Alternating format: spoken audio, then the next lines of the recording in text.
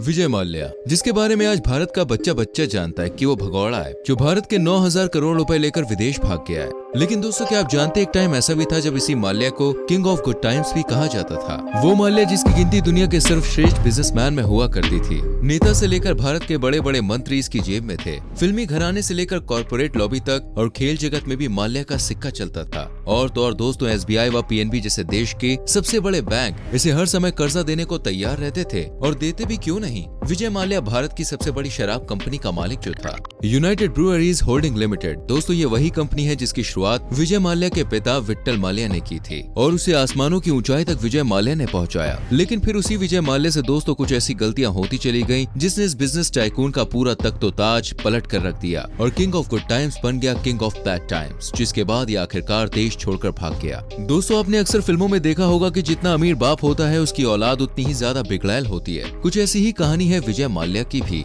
बेहिसाब खर्चा करना, दोस्तों के साथ पार्टियां करना, रात रात भर घर से बाहर रहना और हसीनाओं की बाहों में हरदम पड़े रहना। एक समय था जब विजय की जिंदगी किसी प्लेबॉय से कम नहीं थी। एक अय्याश लड़का जिसे अपने बाप से नहीं बल्कि उसकी दौलत से मतलब था और वो उसे दोनों हाथों से उड़ाया भी करता था। इसी बीच विट्ठल माल्या की साल 1983 में मात्र 59 साल की उम्र में हार्ट अटैक से मौत हो गई और सारी जिम्मेदारी 22 साल के विजय माल्या पर आ गई। विजय ने दोस्तों बिजनेस संभाल तो लिया, लेकिन उसे अपने पिता के आदर्शों पर नहीं बल्कि अपने तरीकों से चलाया। एक तरफ जहाँ पिता पैसों को पकड़ कर रखने वाले कारोबारियों में से एक थे, तो वहीं बेटा ऐसा जो धंधे के साथ मौज मस्ती करने वालों में से था। धंधे में मजबूती हो ना हो, उसकी चकाचौंध में कोई भी कमी नहीं होनी चाहिए। दोस्तों, विजय माल्या कितना कैजुअल बिजनेसमैन था, इसका अंदाजा आप इसी बात से लगा सकते हैं कि उसने 25 सालों के अंदर 32 अलग अलग कारोबारों में हाथ आजमाया और फिर अपने हाथ वापस खींच लिए। माल्या को करीब से जानने वाले खुद ये कहते हैं कि अफसरों की पहचान के मामले में विजय भले ही अपने पिता के जैसा था, लेकिन उसे टिकाए रखने की काबिलियत उसमें कम थी। इसलिए शराब, पेंट और केमिकल को छोड़कर बाकी सभी क्षेत्रों में यूबी ग्रुप को बड़ा घाटा झेलना पड़ा। लेकिन इसके बाद भी माल्या को कोई फर्क नहीं पड़ा। वो मार्केट से पैसा उठाता रहा और अपने नए नए धंधों में लगाता रहा। हैरत तो ये थी कि बिजनेस में नुकसान के बाद भी विजय माल्या को कभी कोई फर्क ही नहीं पड़ता, बल्कि अपनी निजी जिंदगी में वो उतना ही मौज मारा करता था। कहते हैं साल 1986 में विजय अमेरिका जा रहा था, तभी उसकी नजर फ्लाइट में मौजूद एक एयर होस्टेस पर पड़ी। उसका नाम समीरा था। समीरा को देखते ही विजय को उससे प्यार हो गया और उससे शादी भी कर ली। आगे चलकर उन्हें एक संतान भी हुई जिसका नाम रखा गया सिद्धार्थ माल्या। लेकिन दोस्तों, जितनी तेजी से ये प्यार परवान चढ़ा, उसकी रफ्तार भी उतनी ही धीमी हो गई। पहली नजर का ये प्यार सिर्फ 7 साल ही टिक सका, जिसकी वजह बनी रेखा, या फिर यूं कह लीजिए कि विजय की अय्याशियां, जिसके चलते समीरा को छोड़ साल 1993 में विजय माल्या ने रेखा से शादी कर ली। इसके बाद तो विजय माल्या के लिए ये एक आम बात हो गई। जैसे जैसे विजय नए नए बिजनेस में जाने लगा, वैसे वैसे उसकी जिंदगी में नई नई लड़कियों का प्रवेश होता चला गया। विजय की जिंदगी में सब कुछ अच्छा चल रहा था, वो जो चाहता उसे हासिल भी कर लेता। और जब साल 2002 में विजय ने राजनीति में प्रवेश किया, तो इसके लिए चीजें और भी ज्यादा आसान होती चली गयी। सत्ता के संरक्षण के चलते वो मनमाने तरीके से अपने व्यवसाय को आगे बढ़ाने लगा। कंपनी नुकसान में होने के बाद भी विजय को आसानी से लोन मिल जाया करता था, जिन्हें वो बेहद अतरंगी ढंग से खर्च करता।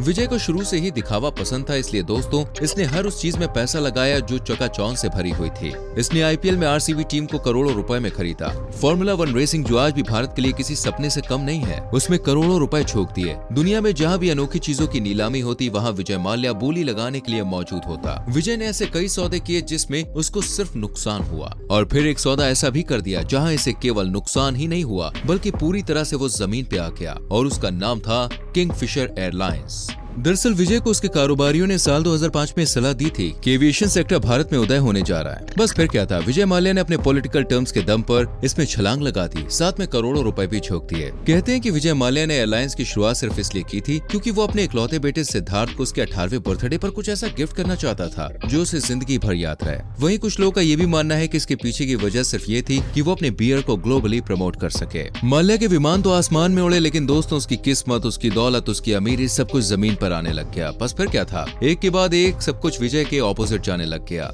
एविएशन का तजुर्बा ना होना और उम्मीद से कम पैसेंजर्स, इन सब के चलते कुछ ही समय में विजय जो था वो अपने जाल में फंसता चला गया। लेकिन विजय माल्या जैसे बिजनेसमैन भला इतनी आसानी से हार कहाँ मानने वाला था। विजय ने सबसे पहले अपने विमान के प्राइस सभी अन्य कंपनियों के मुकाबले आधे कर दिए ताकि उसे ज्यादा ग्राहक मिल सके। इसके अलावा विजय ने अपनी फ्लाइट में एक जबरदस्त यूजर एक्सपीरियंस के लिए ऐसी एयर होस्टेसेस रखनी शुरू कर दी जिनकी खूबसूरती को देख के लोग उनके दीवाने हो जाएं। विजय ने ऐसी मॉडल्स का चुनाव किया जो सेक्स अपील में माहिर थी। विजय ने लस्ट लग्जरी को एरोप्लेन में घुसा दिया ताकि वो मोटी कमाई कर सके, लेकिन ऐसा दोस्तों फिर भी नहीं हुआ और एयरलाइंस इन सब हथकंडों के बाद भी लगातार घाटे में जाती रही। विजय यहाँ भी नहीं रुका। वो कहते हैं ना, विनाश काल विपरीत बुद्धि। नुकसान से उबरने के लिए विजय ने एयर डेक्कन नाम की कंपनी खरीद ली, क्योंकि दोस्तों उसके पास 5 साल से ऊपर का फ्लाइंग एक्सपीरियंस और इंटरनेशनल लाइसेंस था। विजय को अब इंटरनेशनल फ्लाइट्स की परमिशन तो मिल गई, लेकिन दोस्तों साथ ही साथ एयर डेक्कन का करोड़ों का कर्जा भी विजय के सिर चढ़ गया, जिसे उतार पाना विजय के बस में नहीं था और ये बात वो अच्छे से जानता था। लेकिन विजय फिर भी नहीं रुका। गधे को घोड़ा बनाने के चलते विजय ने किंगफिशर कैलेंडर पर भी पानी की तरह पैसा बहाया, जहां वो देश विदेश से खूबसूरत मॉडल्स को बुलाता और उनकी ऐसी फोटोज खिंचवाता जो लस्ट और लग्जरी से भरपूर हो। इससे ब्रांड का प्रमोशन तो होता ही, साथ विजय की जरूरतें भी पूरी हो रही थी। लेकिन एक चीज जो बिल्कुल नहीं हो रही थी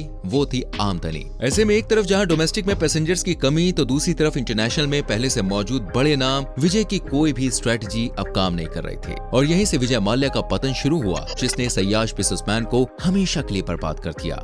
आइए आपको दोस्तों सिलसिलेवार ढंग से बताते हैं कि कैसे साल दर साल विजय माल्या का पतन हुआ। साल 2005 में जिस किंगफिशर एयरलाइंस की शुरुआत हुई थी, वो साल 2008 में इंटरनेशनल एयरलाइंस बन गए, जबकि अभी तक कंपनी को एक भी रुपए का मुनाफा नहीं हुआ था। इसलिए साल 2009 में विजय माल्या ने लीज पर लिए गए जहाजों को वापस करना शुरू कर दिया। ये पहली बार था जब एक साथ 19 जहाजों को वापस कर दिया गया, ताकि कर्ज का जो बोझ है वो कुछ हद तक कम हो सके। लेकिन इससे कोई भी फर्क नहीं पड़ा, बल्कि साल 2011 आते आते विजय माल्या पर करीब $1.5 बिलियन से भी ज्यादा का कर्जा हो गया। यही वो साल था जब सभी तेल कंपनियों ने भी माल्या पर भरोसा जताना बंद कर दिया और उसकी फ्यूल की क्रेडिट सप्लाई को पूरी तरह से रोक लगा दिया, जिसके चलते एयरलाइंस को काफी बड़ा झटका लगा। साल 2012 आते आते सरकार ने भी माल्या पर मेहरबान होना बंद कर दिया और उससे इनकम टैक्स से जुड़े कई बकायों में जवाब तलब किए जाने लग गए। यही वो साल था जब किंगफिशर एयरलाइंस का स्टाफ सैलरी नहीं मिलने के विरोध में हड़ताल पर आ गया और इनकम टैक्स डिपार्टमेंट ने किंगफिशर एयरलाइंस के अकाउंट सीज कर दिए, जिससे एयरलाइंस का परिचालन पूरी तरह से ठप हो गया।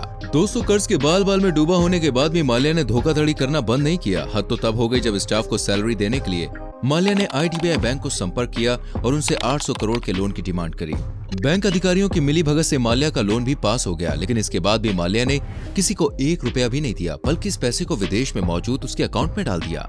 सरकार की सख्ती की एक वजह ये भी रही कि एक तरफ जहां माल्या अपने कर्मचारियों को पैसे नहीं दे रहा था, तो वहीं दूसरी तरफ वो उन्हीं पैसों को अपने बर्थडे पर उड़ा रहा था। इसी के चलते साल के आखिर में सरकार ने KAF का लाइसेंस भी सस्पेंड कर दिया, ताकि वो किसी भी प्रकार की एविएशन एक्टिविटी ना कर सके। साल 2013 में माल्या ने कर्ज का बोझ कम करने के लिए अपनी शराब कंपनी यूनाइटेड स्पिरिट्स में हिस्सेदारी बेचने की पेशकश की। इसके लिए ब्रिटिश कंपनी डायाजियो आगे आई, जो माल्या की कंपनी में हिस्सा खरीदने के लिए राजी हो गई। डायाजियो ने 6,500 करोड़ रुपए में USL की 27% हिस्सेदारी खरीद ली, लेकिन इसके बाद भी एयरलाइंस के कर्जदारों का भुगतान नहीं किया गया। माल्या की बदली हुई नीयत को समझते ही साल 2014 में आनन फानन में ही यूनाइटेड बैंक ने यूनाइटेड ब्रुअरीज होल्डिंग को जानबूझकर कर्जा नहीं चुकाने वाला घोषित कर दिया। यही नहीं, साल 2016 में कंपनी के चेयरमैन का पद छोड़ने के बदले भी माल्या को 515 करोड़ रुपए मिले। इस तरह अब तक हुए सभी भुगतान को मिला दे तो एक डूबी हुई कंपनी को बेचने के बदले माल्या 14,000 करोड़ रुपए उठा के बैठा, जो सीधे माल्या के हाथों में आए, जबकि उसका कुल कर्जा 8,200 करोड़ रुपए करीब था। वो चाहता तो सब एक ही बार में अदा कर सकता था, लेकिन माल्या ने दोस्तों ऐसा नहीं किया, बल्कि बैंकों द्वारा एक के बाद एक जब उसे विलफुल डिफॉल्टर घोषित किया जाने लगा, तो माल्या को बहुत समझ में आने लगा कि वो अब किसी भी टाइम अरेस्ट हो सकता है। इसलिए इससे पहले कि कोई भी एजेंसी हरकत में आती, मार्च 2016 में माल्या ने अपने पॉलिटिकल कॉन्टैक्ट्स की मदद से देश छोड़ दिया और इंग्लैंड में शरण ले ली। फिलहाल माल्या लंदन में है, जिसे भारत लाने की कोशिश सरकार कर तो रही है, लेकिन इंग्लैंड के कानूनों के चलते माल्या हर पेशी में बच जाता है। उसके वकील हर बार कोई ना कोई ऐसा बहाना मार देते हैं जिसके चलते वो भारत लौटने से बच जाता है। फिलहाल सरकार की माने तो उसने माल्या की सभी प्रॉपर्टीज को अपने कब्जे में ले लिया है, जिसकी कुल कीमत करीब 9,000 करोड़ है। लेकिन एक फैक्ट ये भी है कि कुछ चंद करोड़ रुपयों को छोड़ दें तो अभी तक माल्या की प्रॉपर्टी से किसी भी प्रकार की कोई भी रिकवरी नहीं हो पाई है। रही बात उसे घसीट कर भारत लाने की, तो इसके भी आसार फिलहाल तो नजर नहीं आ रहे। हालांकि एक चीज जिसमें आज तक बदलाव नहीं आया वो है माल्या की अय्याशियां, जो आज भी बिल्कुल वैसी है जैसे कि 10 साल पहले थी। तो दोस्तों ये थी भारत के सबसे अय्याश बिजनेसमैन विजय माल्या की पूरी कहानी।